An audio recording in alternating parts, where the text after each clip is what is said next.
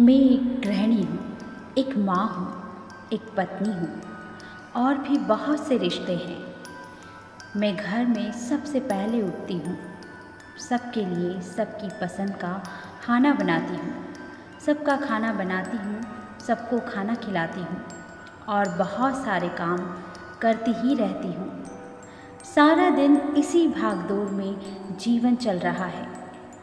भागते भागते मेरा भी मन भागने लगा है। शांत ही नहीं रहता, चुप रखना चाहती हूँ मन को, फिर भी चलता ही रहता है। सफाई करते करते घर की तो सफाई हो जाती है, लेकिन मन यह तो साफ हो ही नहीं रहा है। बहुत सारे पुराने घाव, बहुत सारे प्रेजेंट की बातें घूमती ही रहती है। जीवन लगता है किसी चक्कर में फंस गया हो। ऐसा लग रहा है जिंदा तो हूँ, लेकिन जी नहीं रही हूँ।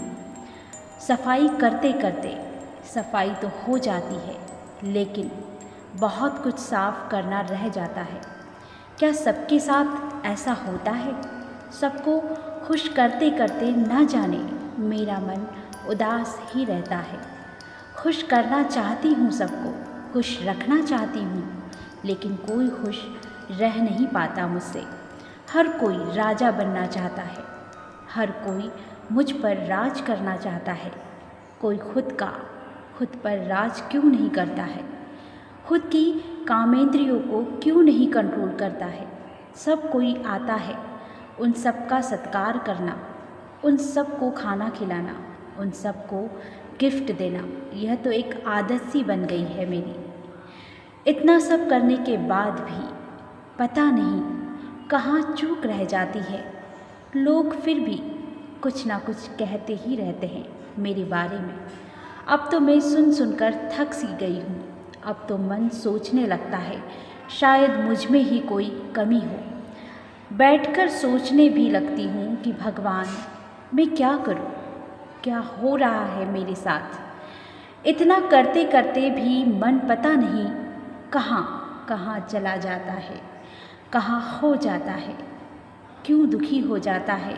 शायद मुझ में ही कोई कमी रही होगी, शायद मैं उतना नहीं कर पा रही, शायद मैं खुद को नहीं बदल पा रही।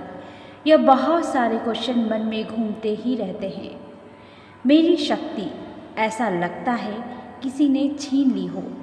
एक समय था जब मैं कितनी शक्तिशाली थी, कितना आत्मविश्वास से भरी रहती थी।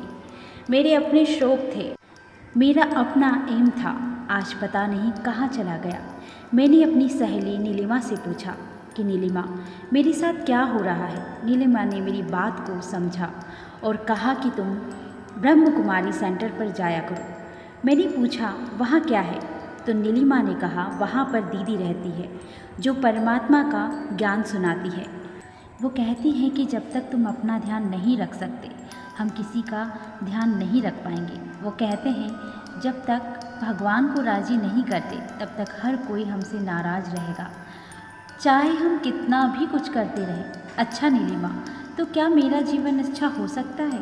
हाँ, बिल्कुल हो सकता है, यदि तुम सुबह उठकर परमात्मा को याद करो। दीदी कहती हैं जब तुम सुबह सुबह उठकर परमात्मा को याद करती हो, जिसको हम मेडिटेशन बोलते हैं, तो परमात्मा तुम्हें शक्तियाँ देते हैं।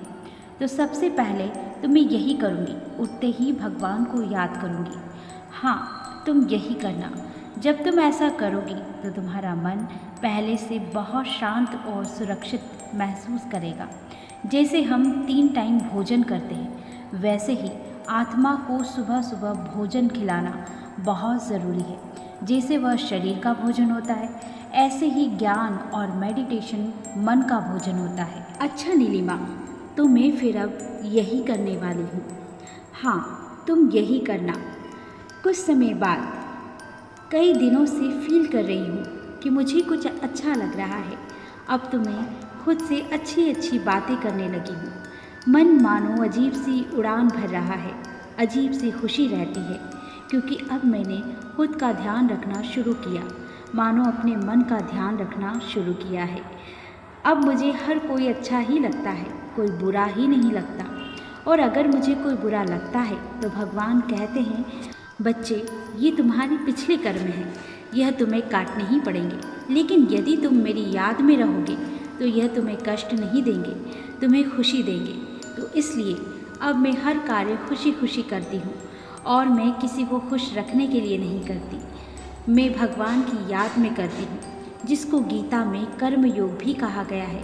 कर्मयोग का मतलब होता है कर्म करते करते भगवान की याद में रहना। ऐसा करने से परमात्मा की शक्ति हमें पूरा दिन मिलती रहती है और जो भी काम करते हैं उसमें मन खुश रहता है।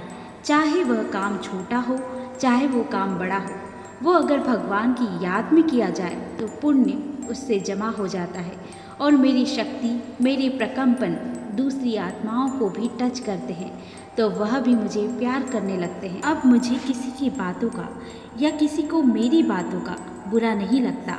मेरा मन पहले से बहुत बहुत प्रसन्न रहने लगा है।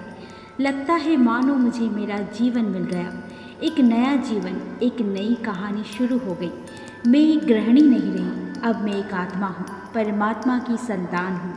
परमात्मा मेरे पिता हैं। अब मैं अपने आप को सिर्फ एक गृहिणी और एक माँ नहीं समझती, मैं भगवान की बहुत प्यारी संतान हूँ। जब मैं ऐसा सोचती हूँ तो मुझे बहुत अच्छा लगता है। प्रकृति मानो मुझसे बात करती हो और मुझे अब प्रकृति पहले से ज़्यादा सुंदर लगने लगी है। जब मैं योग करती हूँ तो इस प्रकृति को भी प्रकंपन भेजती हूँ।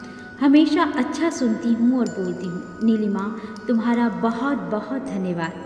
दोस्तों, आज की ये कहानी गृहिणियों के साथ साथ उन सभी लोगों के लिए है जो अपने आप को अकेला समझते हैं। उम्मीद करती हूँ कि इस कहानी ने आपके जीवन में कोई ना कोई बदलाव ज़रूर किया होगा या करने वाली है। इसी उम्मीद के साथ मिलती हूँ आपसे नेक्स्ट वीडियो में। तब तक अगर आपने चैनल को सब्सक्राइब नहीं किया तो चैनल को सब्सक्राइब कर लीजिए और बेल आइकन को प्रेस कर लीजिए। मिलती हूँ नेक्स्ट वीडियो में, तब तक अपना ख्याल रखिए, हंसते रहिए, हंसाते रहिए। नमस्कार।